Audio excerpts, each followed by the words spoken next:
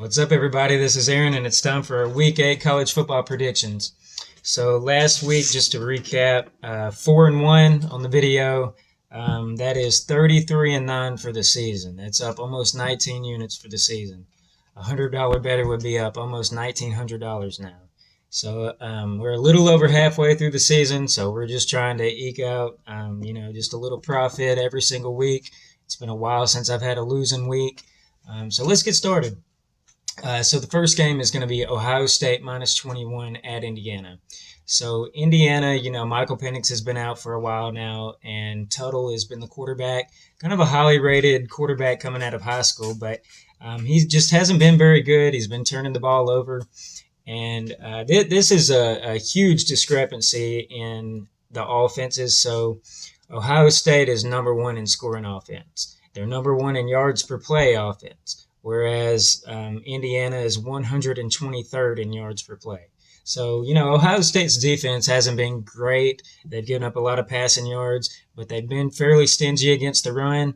And as long as you can stop the run for Indiana and make them throw, Ohio State is really good at getting sacks. They're third in the country in sacks. So if they can pressure the quarterback, make him make some bad throws, 21 is a lot of points, but, Ohio State can make this number look small, especially in the second half if they start to try to run the score up. They already have that loss, so just in case, they're going to try to keep running the score up to try to make this look good for the committee. So we'll take Ohio State minus 21. So the second game we're going to take is Mississippi State at Vanderbilt. We're going to go under 51. So this line's actually climbed to 51.5 or 52 in some places. So you can get a little more line value now. But I don't mind the number going up a little bit. I think this is a good play. These teams average 38 points per game combined. Will Rogers, he sprained his AC joint last week against Alabama, and the backup quarterback is Jack Abraham, and he's left the team for some reason. So if Will Rogers takes that one hit that knocks him out of the game, they're down to the third string quarterback. So Vanderbilt is 116th against the rush, and they're 98th against the pass. So we're looking at Mississippi State probably scoring most of the points in this game. So they're going to have to get probably to 40 for this game to go over. And with a quarterback who's banged up and a Vanderbilt offense that just absolutely cannot score, they have a hard time moving the ball. Mississippi State's not great against the pass, but they're really good against the run. So this is another game where the road favorite can probably tee off on the quarterback, especially on third downs, because they can't run the ball well. Vanderbilt scored 20 points, 0 points, and 0 points in their three SEC games. The 20 points came against South Carolina. That's not a very good team.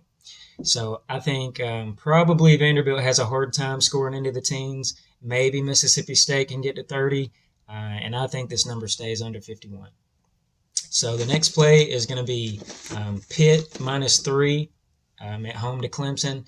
So, of course, this is a game where you're thinking, Clemson as a dog, they've got vastly more talent. It's still crazy to see Clemson, they're 0-6 against the spread this season. They haven't covered a single spread. So the market's been getting this team wrong all season, and I'm not sure that this is the spot where they have it right. So Clemson's offense, they're not moving the ball through the air. They're giving up, either sacks or hurries on the quarterback. DJ Uiagalelei has not been that good, certainly not as good as we thought he would be. So Pitt is 9th in sacks on defense. So they're going to get to the quarterback. They're going to force bad throws. They're going to be able to get sacks that back up the team.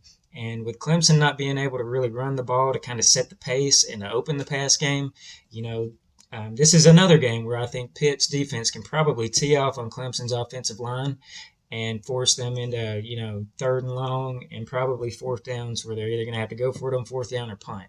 So, like I said last week, Pitt's really good at throwing the ball. They're kind of average at running the ball, but just good enough. Clemson's got an elite defense, but when you have like the number 2 guy in QBR, which is where Kenny Pickett is now, this is a team that they've got a little bit of an edge in the run game, but they've got a big edge in the pass game.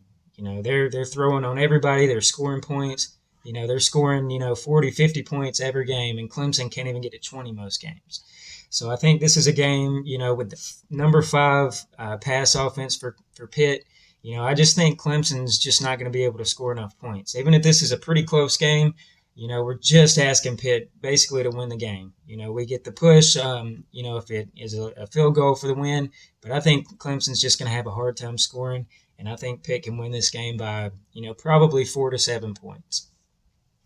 And the fourth game we're going to talk about is NC State -3 at Miami. So we've seen Miami, they're the home team. You want to give them a little home field advantage. But at home, they haven't performed very well. They beat App State by 2 at home. That's still a group of 5 team. They got destroyed by Michigan State. They lost by 3 touchdowns at home. And that was with De'Aaron King at quarterback. They come back against Virginia at home, and they still lose by 2. They're even when they're in position with a last drive at the end of the game to try to score a winning touchdown, Manny Diaz just fumbles the game up. He tries to go for a field goal, just to win the game by 1, and the kicker misses it. You got to try to score a touchdown at the end of the game. So especially with De'Aaron King out, Garcia just had surgery. He's the second, third string kind of guy, so he's not available. So their only quarterback is Tyler Van Dyke. So he was either the second or third string coming in, and he can sling the ball around a little bit. He's not a bad quarterback, but sometimes he struggles to hit 50%. He can turn the ball over a little bit, especially if NC State can get to the quarterback. They don't get a lot of sacks, so that's kind of the only worry.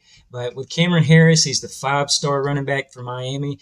He's been out since the last game. He went out, and Miami's not going to be able to run the ball very well. Their offensive line's not that great.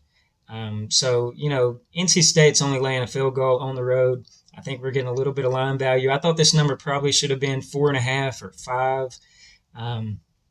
And Miami being 1-3 against the spread at home, that they really don't have a lot of home field advantage.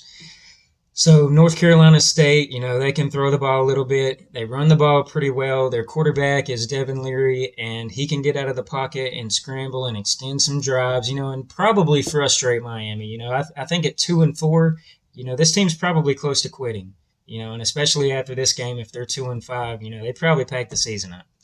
So I think, with NC State, you've got the number 6 scoring defense in the country. You've got number 16 in yards per play on defense. So, even if Miami can move the ball a little bit, they're going to have to, kind of dink and dunk and get, longer drives with a lot of plays. That gives them a lot of chances to turn the ball over or to have to punt.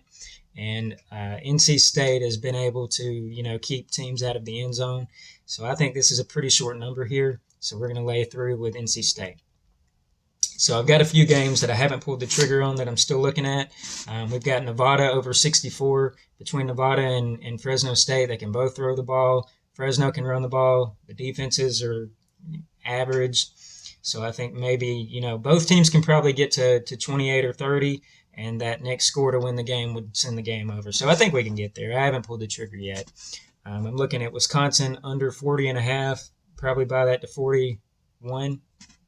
I'm looking at Boston College. The line's down to 5.5, so you kind of lost the value. Louisiana Tech, I'm looking +6. It was +7, so still kind of losing some value. And then the last one is Buffalo. It's -12, so I think we can probably get under a touchdown for the first half. Maybe a team total first half, something like that. They're playing at Akron. And I think, Buffalo can run the ball really well, and Akron can't stop the run. So those are some I haven't pulled the trigger on. I'm still looking at. But that's 4 plays for you this week.